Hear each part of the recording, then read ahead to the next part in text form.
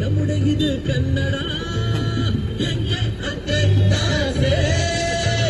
ಸಂಭ್ರಮ ಎಲ್ಲೆಲ್ಲೂ ಸಂಭ್ರಮ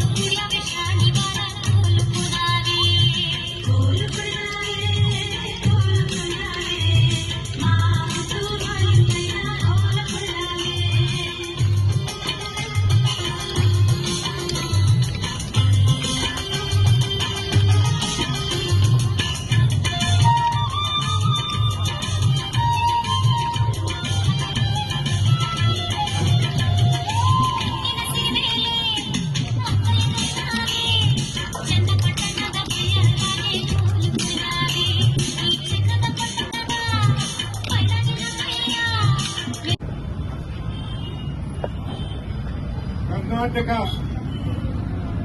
ಅಂತ ನಾಮಕರಣಗೊಂಡು 50 ವರ್ಷಗಳ ಆದ ಸಭೆ ನೆನಪಿಗಾಗಿ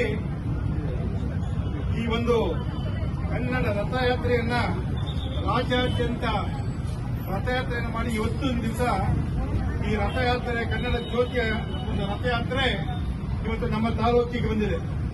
ಇಂಥ ಒಂದು ಸಂದರ್ಭದಲ್ಲಿ ನಮ್ಮ ತಾಲೂಕಿನ ಎಲ್ಲ ನಾಗರಿಕ ಬಂಧುಗಳು ಅದಕ್ಕೆ ಪೂರಕವಾಗಿ ಸೇರಿದಂತ ಒಂದು ಭಾಗ ಮಡಿಕೇರಿ ಇರ್ಬೋದು, ಮಂಗಳೂರು ಇರ್ಬೋದು, ಹೀಗೆ ಮಡ್ರಾಸ್ ಪ್ರೆಸಿಡೆನ್ಸಿ ಅಂತ ಅಲ್ಲಿಂದ ಆಡಳಿತ ನಡೀತಾ ಇತ್ತು. ಹಾಗೇನೆ ಗುಲ್ಬರ್ಗ, ಬೀದರ್, ರಾಯಚೂರು ಈ ಭಾಗಗಳೆಲ್ಲ ಏನಾಗಿತ್ತು, ಹೈದರಾಬಾದ್ ಕರ್ನಾಟಕ ಅಂತ ನಿಜಾಮರ ಆಡಳಿತದಲ್ಲಿತ್ತು.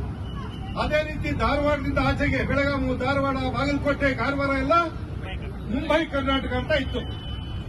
1956ನೇ ಇಸ್ವಿಯಲ್ಲಿ ಇವೆಲ್ಲ ಭಾಷೆಗಳು ಕನ್ನಡ ಏನ್ ಮಾತಾಡ್ತಾ ಇರೋ ಭಾಷೆಗಳು ಕನ್ನಡ ಸಂಸ್ಕೃತಿ ಇರುವಂತ ಯಾವ ನೆಲ ಜಲ ಇದೆ ಇವೆಲ್ಲರೂ ಒಟ್ಟುಗೂಡಿಸಿ 1956ರಲ್ಲಿ ಕರ್ನಾಟಕ ಏಕೀಕರಣ ಆಯಿತು. ಏಕೀಕರಣ ಆದ್ರೂ ಕೂಡ ರಾಜ್ಯದ ಹೆಸರು ಏನಿತ್ತು, ಮೈಸೂರು ರಾಜ್ಯ ಅಂತಲೇ ಇತ್ತು.